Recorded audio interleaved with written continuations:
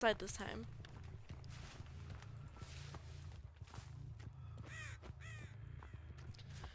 So as a reminder, it was a 4K1 for Malice's Slinger with a very nasty 3-gen in place, and it doesn't seem like our killer this time has such nasty 3-gen, but definitely not something to turn our nose up at. Definitely still a little bit of a 4-gen going on for our killer here.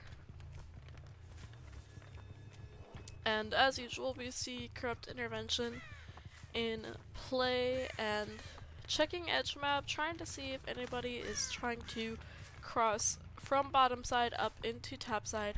Checking edge map, deep bottom side, which surprises me. We do find our Nancy at Shack. Seems like she didn't really know where the killer was for a second there. Now we do have Shack pallet down, and we do have not just an injury, but a deep wound applied to Nancy here.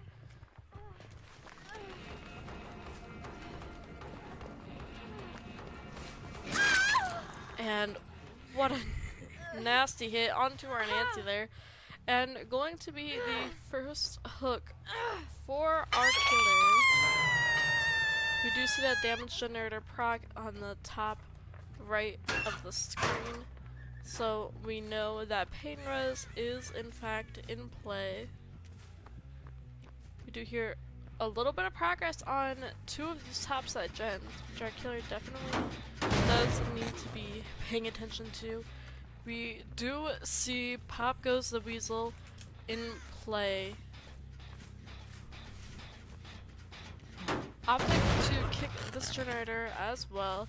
And now notice we do see the one generator highlighted in yellow. We know that Eruption is another perk. That's our 3rd perk in play for our killer here.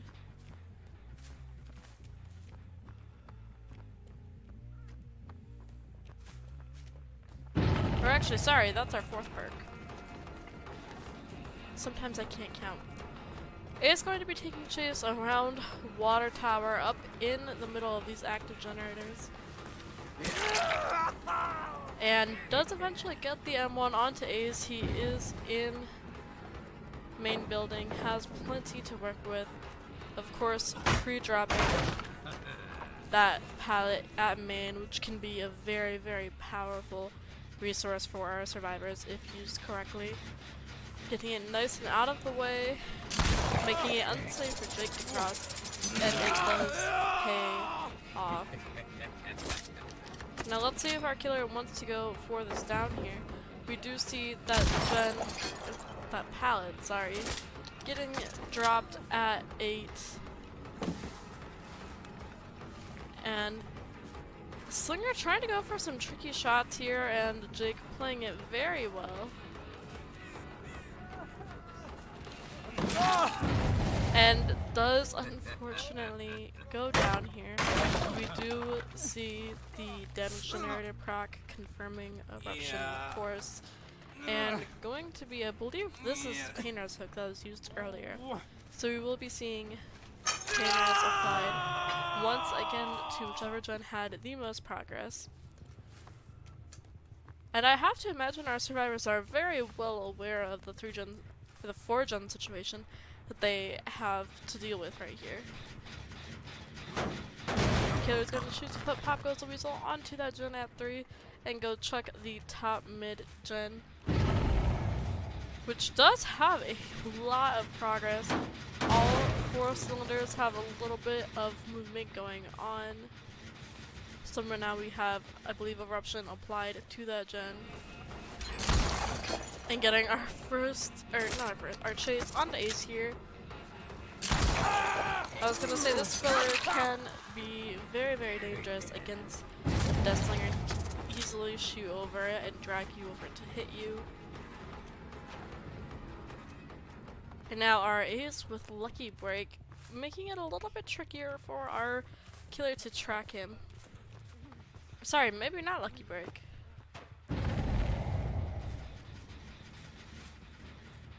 Alright, finding Nancy. Gonna try and push her off. Might go for an injury on her. But I don't think we can afford to extend too far away from these gens at this point in time. And it does seem like he's very well aware of that. Gonna go check that gen at 3 again.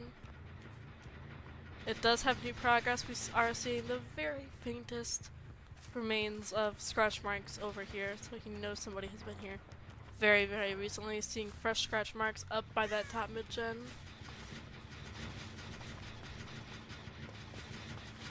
And once again, finding our Nancy, she really wants this gen done. She keeps going back to it.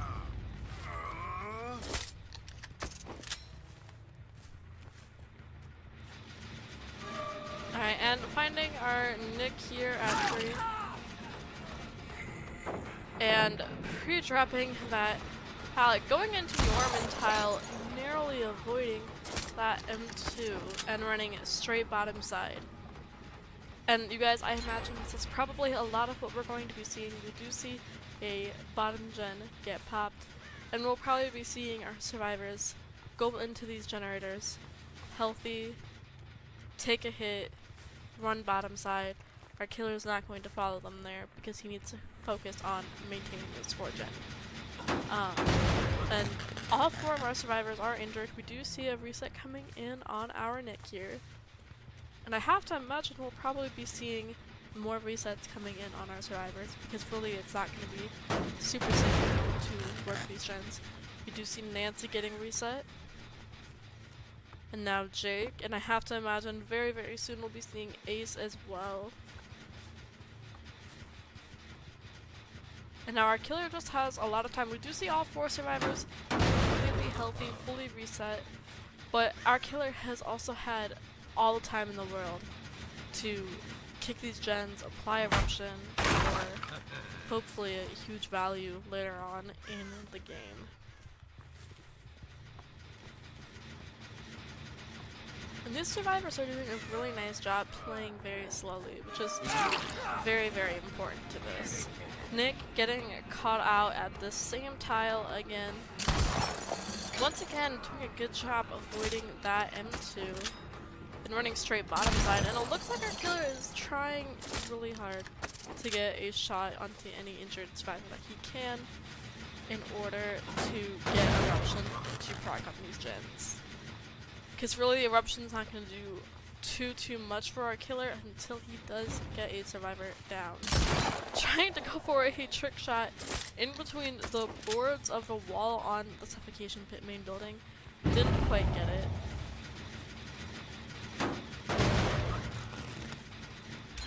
And just slowly applying more and more pressure to these gens, and I have to imagine that was indeed our gen at 3 getting popped, which is going to be a really big deal for our survivors. This now pretty much guarantees, at the very minimum, the tie condition being met for the survivors, which is a huge deal. And this is going to be a win con game. I think we're going to win this. From getting that top mid gen done, and they still have a bottom side gen that they can work almost for free. I think that's going to be huge for our survivors here. Not quite getting the hit, and Nancy and Nick, they were doubled up on that bottom side gen, getting pushed off of it, and Nancy re-dropping that pallet, trying to keep herself safe. Now Nick does get put into the men's stay. Nancy is running topside away from that gen. And there it is. There's our 5th and final gen getting popped from Team Malice. And, you know, it's just, I think these set of games was really just such an example of how crazy of an impact RNG can have on this game. Because what the survivors had to deal with last game was just about impossible to break. And this was by no means an easy feat for the survivors this game either, but I think it really does show how big of a difference RNG can have. We are going to be seeing Nancy on her second hook We haven't seen Nick escape quite yet, but we do see our two other survivors get out. And I can't imagine that our Nick will be going in for an unhook, so presumably going to be going out of that gate top side. Our killer isn't going too far, so Nick has plenty of time to get wherever he wants. Nancy does drop, so I have to assume that Nick is probably safe. It seems really risky for Nancy to drop if Nick doesn't know that he is safe. And with that being said, there it is. We have a 3-man out for Team Malice. Alright guys, stick around for the raid, and thank you for hanging out with us and watching these games with us.